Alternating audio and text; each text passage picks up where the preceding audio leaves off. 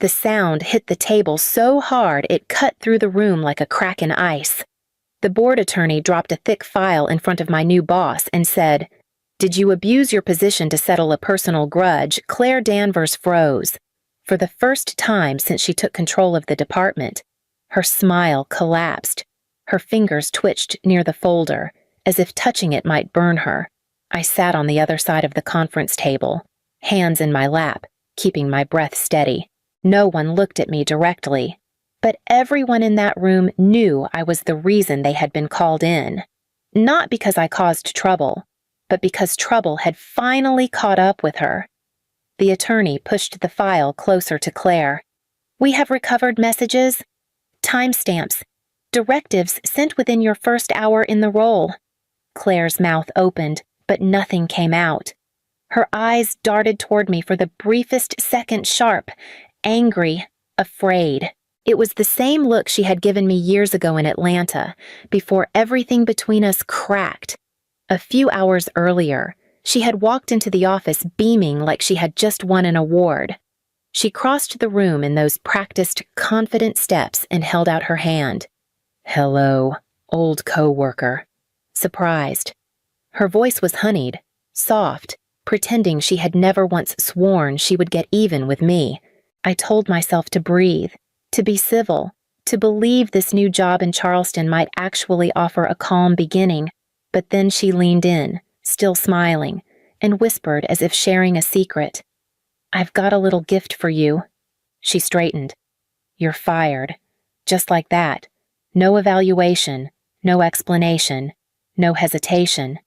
What stung most wasn't losing the job, it was the way she enjoyed saying it. The satisfaction in her eyes. The revenge she had carried for years finally delivered. And now, only a few hours later, she sat shrinking in her chair while the truth unraveled in front of her. I kept my gaze steady on the attorney's hands as he opened the file, ready to read more. The room tightened with the weight of what was coming next, pulling us back to where this story truly began. 2 days before the attorney slammed that file on the table, I walked into the Charleston office believing I finally had room to breathe.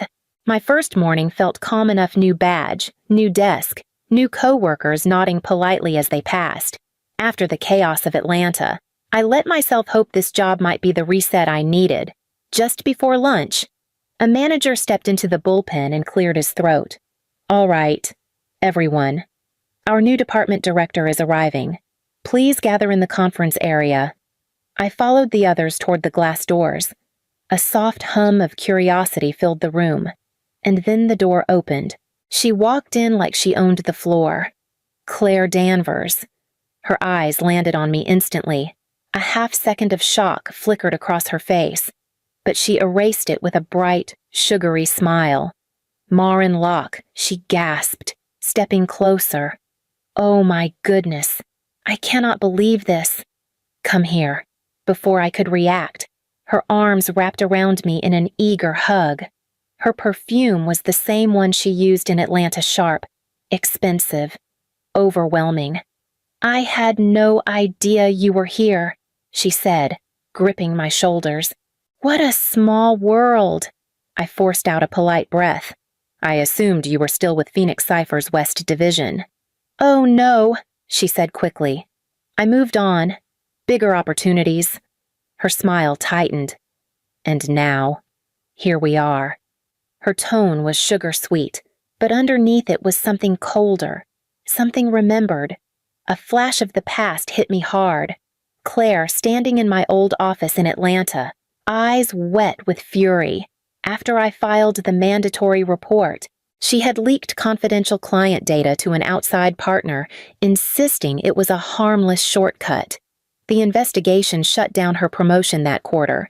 She had whispered it then, shaking with anger. "One day, I'll be the one across the table." And now she was. Claire took official control the next morning. By 9, her heels were already clicking through the department like she was inspecting a line of soldiers. I kept my head down and focused on onboarding forms, pretending the weight in my stomach was just first-week nerves.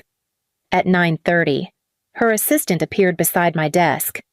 Maren Claire would like to see you. I followed her into Claire's glass-walled office. Sunlight hit the room too hard, making everything feel exposed. Claire stood behind her desk with a bright, practiced smile. "There you are," she said warmly. "Sit, please. I want to make sure you feel supported here." I sat slowly. The chair was cold. Claire folded her hands, leaning in as if we were sharing something confidential. "I know starting fresh can be overwhelming," she continued. "So I've been reviewing roles and responsibilities, making sure everything fits our new vision." Her tone was syrup. It stuck to the air and suffocated it. Then, without warning, she shifted. The smile dropped. Her shoulders stiffened. "Let's not drag this out," she said. "We are restructuring. Your position is no longer required." I blinked. "Claire, I've been here 2 days. I'm aware." There was no conversation. No review. No. She raised a hand, cutting me off. "This is final." Her voice sharpened like a blade. From the corner, I noticed a presence, Olivia, the HR representative, sitting silent and tense. She avoided my eyes, fingers twisted tightly in her lap. "HR," I said quietly. "Has there been any documentation?" "Any performance notes," Olivia swallowed. "I was told this came directly from leadership." Claire snapped her fingers once. "Hand over everything, immediately.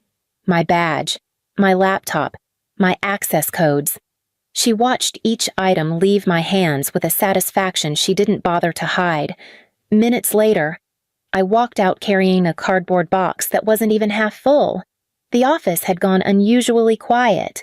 People glanced up, then down again, whispering behind hands as I passed. By the time I stepped into the hallway, my face was burning. The humiliating truth settled in my throat like a stone. Claire hadn't waited for a misstep. She had come for me the moment she gained power. Whatever she wanted to erase, she wanted it gone before lunch. I carried the cardboard box up the stairs to my apartment near the harbor, every step heavier than the last. The door clicked shut behind me, and the silence hit harder than Claire's words ever could. I set the box on the table, opened it, and stared at the few things inside my notebook. A mug, a pen I liked, 2 days of work reduced to scraps. My phone buzzed. It was my sister, Lena. "Hey, you home yet?" "Just walked in," I said, trying to keep my voice even. "How did the second day go?" I let out a shaky breath. "I was fired." There was a long pause. "Fired, Maren." "What do you mean, fired?" "You just started." Claire made it sound like a restructuring. No warning, no explanation. "She fired you on day 2. Lena's voice spiked with disbelief. "You promised to help with Nora's college deposit next month, and Mom's medication. Did they at least give you severance?" "No," I said quietly. "Nothing." I sank into a chair, rubbing my forehead. In the corner of the room, a stack of medical bills sat unopened. My mother's treatments weren't slowing down, and the rent for my tiny historical district apartment wasn't forgiving either. Lena's voice softened. "Email them. Ask for a reason." I already did. I opened my laptop and pulled up Claire's response. 2 sentences. No justification. No details. Just a timestamp and a signature. Lena sighed, frustrated. "This doesn't sound right. Is this even legal?" Her question landed deep. All morning I had replayed my own actions, wondering what I'd done wrong. But now the weight shifted. Maybe this wasn't about me failing. Maybe it was about Claire succeeding at something she'd wanted for years. I closed the laptop slowly. This wasn't restructuring. I said, "She wanted me gone." Lena hesitated. But why so fast? I looked at the empty box, at the abruptness of it all, and the answer felt closer than ever. Claire wasn't protecting the company. She was protecting herself. Something she didn't want anyone to find had pushed her to cut me out before I could even settle in. I pulled every folder from my bookshelf and spread them across the kitchen table. If Claire thought firing me in under 48 hours would erase the past, She underestimated how much I kept. Years of evaluations, project files, emails, every piece of my career lived in these documents. I opened the first binder. My last performance review stared back at me, exceeds expectations across every category. I flipped through older ones, nothing but strong marks. Not a single warning, not a single concern. Whatever reason Claire claimed to have, it wasn't buried in my work history. I dug deeper, searching through old inbox backups. A name jumped out. Claire Danvers. I clicked. A message from years ago appeared, written the night her promotion was halted after the ethics investigation. "You ruined everything for me," it said. No greeting, no context, just that line. I stared at it for a long moment. Back then, I had dismissed it as anger she'd eventually work through. Now, it felt like the beginning of a fuse she had finally lit. My phone buzzed. A new message from Olivia, the HR representative who had sat silently during my firing. "Maren, this termination doesn't follow protocol.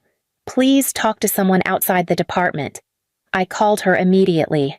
"Olivia, what do you mean it doesn't follow protocol?" Her voice was low, strained.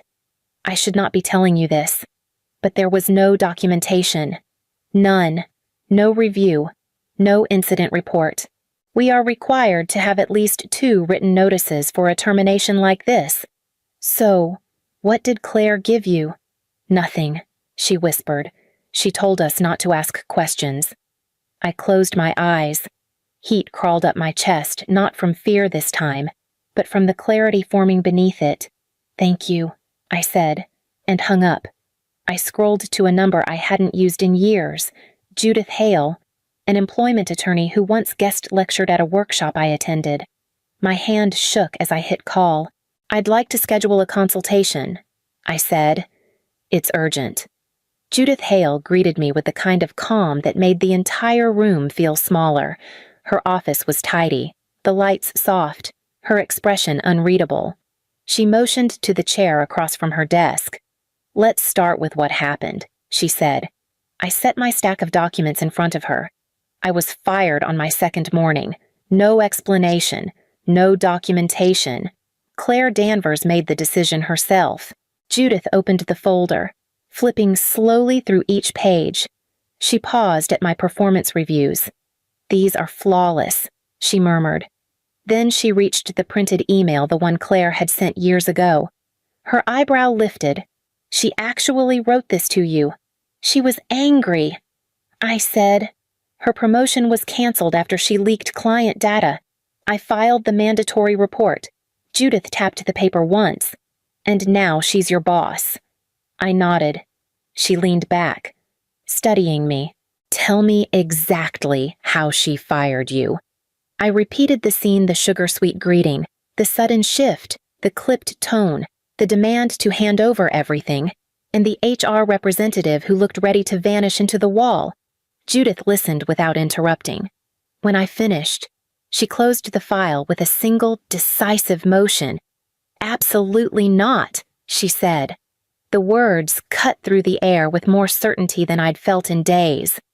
"This is retaliation," she continued. "Clear, direct, and reckless. South Carolina employment law may be employer-friendly, but it does not allow terminations based on personal vendettas or conflicts of interest. A supervisor with documented animosity cannot fire a former reporting employee without objective justification." My breath caught. "So there's a case." "There is more than a case," Judith said. "There is a trail, and your company will understand that very quickly." She pulled a fresh folder from her drawer and began gathering key pages. "I'm preparing a preliminary dossier for the board's independent counsel. They will not ignore this." For the first time since Claire said the word fired, my humiliation loosened its grip. Something steadier took its place. Resolve. Judith slid the folder toward me. We moved next. The call from Judith came early the next morning. "Maren, HR escalated your case," she said. "The board's independent counsel is reviewing everything." I gripped the phone tighter. Already someone pushed them, Judith replied, and it wasn't me. By noon, another message arrived, this time from Olivia. They're looking through Claire's emails. Someone sent an anonymous tip, check her first hour as director. I read it twice, pulse rising. Whoever sent that tip knew exactly where the truth started. Later that afternoon, Judith filled me in on the rest. Counsel pulled her initial login data.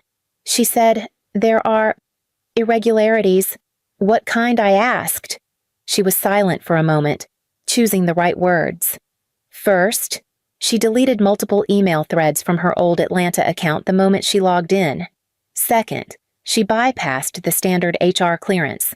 All terminations require documentation. Hers has none. I felt a cold rush down my spine. So she left no record at all. She tried not to, Judith said, but the server keeps snapshots. They recovered fragments, enough to prove she acted alone. Before I could respond, Judith added, "They have summoned her." "Summoned," I echoed. "At 4 this afternoon," she clarified. "They want her full digital logs, her printed directives, everything, and she knows what they found." At that same moment, almost like the universe wanted me to witness it, another text arrived from Olivia. "Claire's pacing the hallway. She keeps asking who reported her. She looks scared." I sat down slowly, letting the truth settle. Claire, who had strutted across that office with a smile sharp enough to cut glass, was now unraveling under the smallest tug of the thread she'd tried to hide. Judith exhaled softly through the phone. "This is the beginning," she said. "The wall she built around herself is starting to crack. And behind that crack, everything she had tried so hard to bury was waiting. When the board summoned me that afternoon, I expected formality, silence, a meeting where everyone avoided direct eye contact. Instead, I walked into a room already alive with tension. Claire sat at one end of the long table, hands clasped so tightly her knuckles had gone pale. The board attorney, Mr. Aldridge, a man known for speaking only when necessary, stood behind a thick file. He did not sit. He did not smile. He opened the file and slid a printed page across the table toward Claire. This message was sent at 9:03 a.m. "On your first morning as director," he said. "It reads, 'Terminate Maren Locke today.'" Claire stiffened. That was taken out of context. Aldridge set another page beside it. "This is a recovered draft from the server backup. It cites personal closure as your justification." He tapped the words with one finger. "Care to explain what that means?" Claire's throat worked, but no sound came out. He continued placing pages, each one a blow. Fragments of deleted emails. A thread from years ago in Atlanta showing her resentment. A recovered complaint she had written but never sent, accusing me of ruining her professional trajectory. Aldridge closed the file with a sharp thud. "Claire Danvers," he said, voice low but resonant. "Did you abuse your position to settle a personal grudge?" Claire flinched. "No, absolutely not. HR told me HR." Aldridge cut in. "Was given no documentation. You provided no metrics, no forms, no proof of restructuring." She tried again. Maren was undermining. "I was here 2 days," I said quietly. Her eyes snapped toward me, wide and frantic. "You do not understand what this cost me. You." Her voice cracked. Tears spilled over as she pressed a shaking hand to her forehead. The board chair finally spoke. "Ms. Danvers, this conduct violates policy, ethics standards, and the terms of your employment, effective immediately. You are suspended pending final review." A guard stepped into the doorway. Claire looked at me one last time, her expression collapsing in on itself, and the room felt suddenly hollow. 2 days after Claire's suspension, Judith called again. Her tone was different this time, steadier, sharper. The board dug deeper. She said, "Much deeper. I met her in the lobby outside the conference wing. She handed me a printed summary. This is only part of what they found. Inside the report were statements from employees Claire had managed in previous roles, complaints she had buried, performance reviews she had rewritten to edge out competitors, messages to colleagues pressing them to support her narrative for a promotion she claimed was guaranteed. None of it had made it into her personnel file because she had deleted or altered the digital entries. I exhaled slowly. All of this. She hid all of this. Judith nodded, and the board retrieved every version from backup. The manipulation goes back years. Before I could respond, the board chair stepped out of the conference room. Ms. Locke, we would like a moment. I followed him inside. Members of the board sat in a tight semicircle, folders open in front of them. The chair spoke first. Claire Danvers has been removed from all leadership duties, he said. Her severance package is revoked due to documented misconduct and breach of ethics. He paused before continuing. We owe you more than an explanation. A woman near the end of the table folded her hands. Ms. Locke, you have 3 options. First, reinstatement into your previous role. Second, a formal public apology issued company-wide. Third, an offer for a consulting position with broader scope and significantly higher compensation. Flexible hours. Direct reporting to the board. I looked at the offer letter they slid toward me. That consulting role was one Claire had once bragged she was destined for. I'll take the consulting role, I said. Judith's smile was small but proud. For the first time since the moment Claire grabbed my shoulders and called me old coworker, I felt the weight lift not because she had fallen, but because the truth had finally risen high enough to be seen. The final decision came 3 mornings later. Judith called before sunrise, her voice clear despite the early hour. It's done, she said. Claire has been terminated with cause. I sat up in bed. That quickly, the board found more. A lot more. By the time I arrived at headquarters, a full report was waiting for me. The board had reopened Claire's past promotion files, the ones she bragged about for years. Entire sections were inflated. Achievements she claimed as her own had been completed by other team members. Metrics had been edited. Dates altered. She had built her rise on a foundation that looked solid only until someone bothered to touch it. 2 hours later, the board forwarded everything to the South Carolina Department of Labor. The chair explained it plainly. What she did was not only unethical, it may have been illegal. Another update followed. Claire was barred from holding any management position across the company's national network. Then came the final blow: her professional certification, the one she needed for any high-level cybersecurity role, was temporarily suspended pending a full investigation.